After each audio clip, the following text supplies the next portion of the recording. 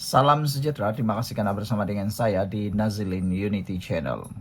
Perdebatan tentang akta pembaharuan semula bandar kini menjadi panas. Ada yang menunggang, ada yang ditunggang, ada juga yang paling teruk tak tahu apa-apa. Jadi pada petang ini saya ambil kesempatan untuk terangkan pada Anda semua apa sebenarnya akta pembaharuan semula bandar ini yang ramai orang tak tahu. Ada orang yang sekadar dengar, ada orang yang sekadar lihat tapi tak pernah baca, tak pernah tahu sepenuhnya. Jadi, saya terangkan kepada Anda sebaik-baiknya, apakah itu akta pembaharuan semula bandar. Ini dipetik daripada tulisan panduan kini yang dikemas kini susulan pembentangan rang undang-undang pembaharuan semula bandar pada 21 Ogos yang lalu. Cadangan kerajaan untuk memperkenalkan Akta Pembaharuan Semula Bandar PSB terus mendapat bantahan kuat daripada pembangkang dan kumpulan masyarakat sivil. Pengkritik menyatakan undang-undang itu akan meminggirkan sesetengah komuniti, khususnya golongan berpendapatan rendah serta menguntungkan pemaju.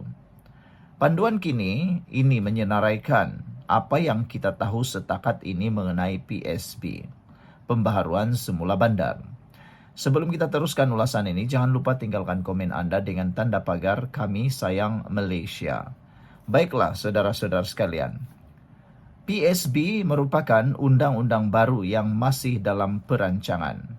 Kementerian Perumahan dan Kerajaan Tempatan telah membentangkan RUU ini untuk bacaan pertama di Dewan Rakyat pada 21 Ogos lalu.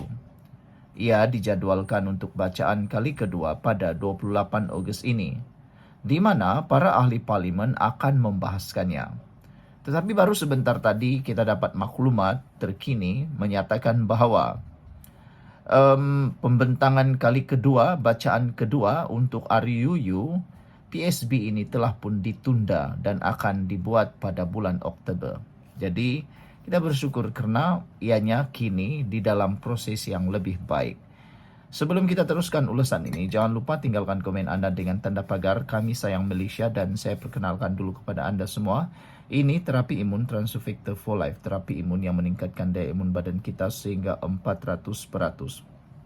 Secara umum dan ringkasnya, apabila imun badan kita lemah, kita sukar sembuh daripada penyakit dan penyakit juga akan senang hinggap dan tinggal di dalam tubuh badan kita. Terapi imun ini mengajar dan mendidik imun badan kita untuk mengenal mana satu lawan, mana satu kawan di dalam tubuh badan kita, lalu menghapuskan akar penyakit itu dan kita akan sembuh. Cepat dapatkan produk yang lulus KKM, halal dan juga diperakui oleh dokter-dokter di seluruh dunia ini. Mungkin ini ialah jawapan kepada masalah kesihatan Anda. Saudara, RUU ini bertujuan memberi kuasa kepada pihak eksekutif persekutuan dan negeri untuk membangunkan semula dan memulihkan bangunan atau lot tanah atau memperbaharui bangunan terbengkalai tanpa perlu mendapatkan persetujuan 100% pemilik. Pada masa ini, Seksyen 57 Akta Hak Milik Strata 1985 mensyaratkan resolusi sebulat suara daripada pemilik sebelum badan pengurusan boleh mengambil alih sebagai pemegang amanah untuk melaksanakan kerja-kerja pembaharuan semula bandar. Menerusi PSB, kerajaan berhasrat menurunkan ambang persetujuan yang diperlukan daripada pemilik atau penghuni lot. Mengapa kerajaan memperkenalkan URA atau URA? Jabatan Perancangan Bandar dan Desa Plan Malaysia telah mengenal pasti 534 kawasan di Semenanjung yang berpotensi untuk pembaharuan semula bandar. Daripada jumlah itu, 139 kawasan terletak di Kuala Lumpur, termasuk Pansapuri Lama dan Usang yang dianggap tidak selamat untuk didiami. Menteri Perumahan dan Kerajaan Tempatan Ngakorming memetik saranan Jabatan Kerja Raya bahawa setiap bangunan hanya selamat untuk dihuni dalam tempoh 70 hingga 80 tahun. Dia juga menyatakan bahawa URA akan membuka banyak peluang pelaburan mengubah lanskap bandar dan menjana ratusan bilion dalam nilai pembangunan kasar. Perdana Menteri Anwar Ibrahim menegaskan bahawa peruntukan undang-undang sedia ada yang memerlukan persetujuan 100% pemilik telah menghalang rancangan pembangunan semula, termasuk untuk bangunan yang sudah tidak sesuai didiami. Sebagai contoh, Anwar menyebut apartmen desa Kuda Lari di Kuala Lumpur, di mana rancangan pembangunan tidak dapat dilaksanakan hanya kerana seorang pemilik menolak cadangan tersebut. Bagaimana URA berfungsi? Menurut RUU yang dibentangkan, undang-undang ini hanya terpakai di Semenanjung Malaysia dan wilayah Persekutuan Labuan. Ia membahagikan projek pembaharuan bandar kepada dua komponen utama, iaitu pembangunan semula bandar dan penjanaan semula bandar. Manakala ada juga kategori ketiga yang dikenali sebagai penyegaran semula bandar yang melibatkan aspek mencantikkan kawasan. Di bawah kategori pembangunan semula, projek akan melibatkan perubahan terhadap struktur fizikal bangunan atau tapak sedia ada, termasuk merobohkan, membersihkan tapak, membina bangunan baru serta menaik taraf infrastruktur dan kemudahan. Penyegaran semula menyasarkan kawasan yang mengalami kemerosotan sosioekonomi akibat bangunan atau lot tanah yang terbiar. Ia bertujuan memperbaiki kawasan atau bangunan yang dikenal pasti dengan menaik taraf, mencantikkan, merapikan lanskap atau menukar fungsi kawasan atau bangunan tersebut. Jika RUU ini diluluskan, ia akan membolehkan pihak eksekutif, persekutuan dan negeri mengenal pasti mana-mana lot bagi projek pembaharuan bandar, pembangunan semula atau penjanaan semula. Selepas itu, setiausahanya akan menyediakan cadangan untuk pertimbangan dan kelulusan.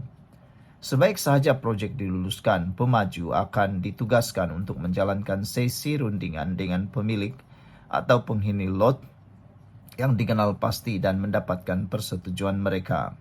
Pemaju yang diluluskan juga bertanggungjawab mendapatkan laporan pemeriksaan visual dan menjalankan pemeriksaan bagi mengenal pasti tahap kemerosotan bangunan. Apakah ambang persetujuan yang dicadangkan? Bagi bangunan yang masih dianggap selamat untuk didiami, RUU PSB mencadangkan ambang kelulusan ditetapkan pada 80% untuk premis berusia bawah 30 tahun, manakala premis yang lebih lama hanya memerlukan persetujuan sekurang-kurangnya 75% pemilik. Bagi premis yang tidak selamat atau terbengkalai, URA mencadangkan majoriti mudah, iaitu 51%. Dalam kes di mana pemilik bangunan atau kawasan secara sukarela memohon kepada kerajaan untuk melaksanakan projek pembaharuan bandar, PSB mensyaratkan persetujuan sebulat suara daripada semua pemilik. Sebaik sahaja ambang persetujuan dicapai, pemakluman akan dibuat melalui Warta Persekutuan atau Negeri untuk mengisyaratkan lot dan bangunan tersebut sebagai kawasan pembaharuan bandar. Pemaju yang diluluskan kemudian ada tempo 24 bulan selepas tarikh pengisytiharan untuk memulakan projek, tetapi boleh memohon lanjutan sehingga 24 bulan lagi. RUU ini menyatakan hanya projek pembangunan semula dan penjanaan semula bandar yang memerlukan ambang persetujuan dan penglibatan pemaju.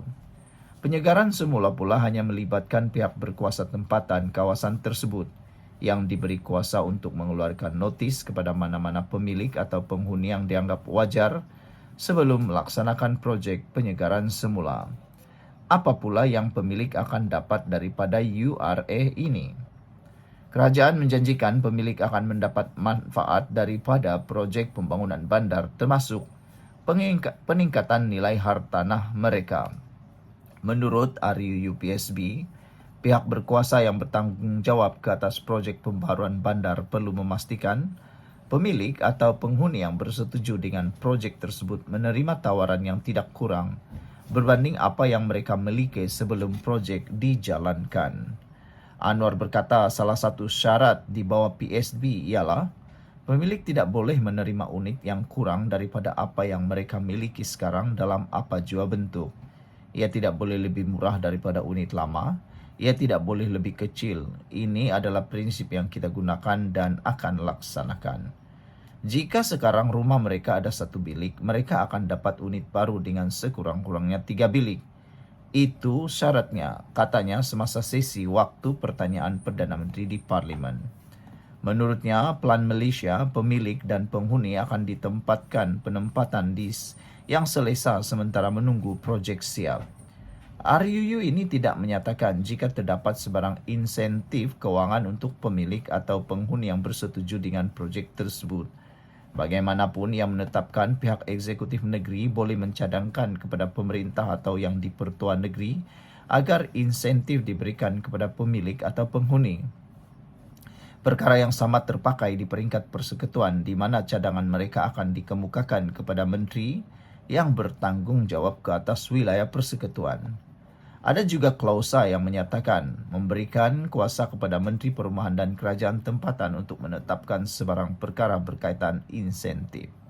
Selain itu, RUU ini turut mencadangkan penubuhan jawatan kuasa pengantaraan pembaharuan semula bandar di peringkat persekutuan dan negeri bagi melindungi kepentingan pemilik.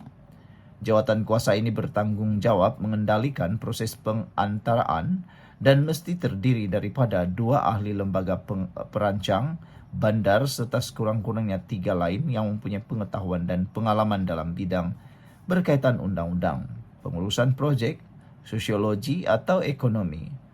Siapa yang akan tanggung kos projek? Setakat ini tidak dinyatakan siapa yang akan menanggung kos projek pembaharuan semula bandar. Bagaimanapun, berdasarkan Seksyen 23 dalam kurungan 5 RUU, kos bagi projek penyegaran semula bandar perlu dipersetujui antara pihak berkuasa tempatan dengan pemilik hartanah yang terlibat. Bantahan dan dakwaan terhadap PSB.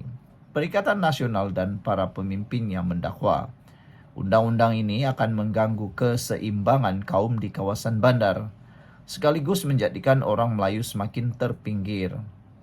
Antara dakwaan yang dibuat termasuk bahawa rumah mampu milik tambahan yang diwujudkan di bawah projek pembangunan semula akan dibeli oleh orang bukan Melayu. Mereka juga mendakwa orang Melayu yang kekal tinggal di kawasan tersebut akan berdepan dengan kos sara hidup yang lebih tinggi selepas kejiranan mereka mengalami proses gentrifikasi.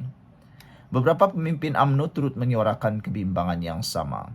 Kerajaan menepis dakwaan tersebut dengan Anwar menegaskan orang Melayu akan mendapat manfaat daripada undang-undang ini.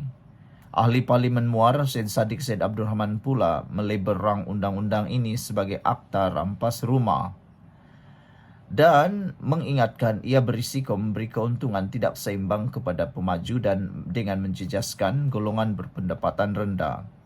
Selepas RUU ini dibentangkan untuk bacaan pertama, beberapa ahli Parlimen PKR turut menyuarakan bantahan. Antaranya dengan menyatakan ambang persetujuan yang dicadangkan terlalu rendah.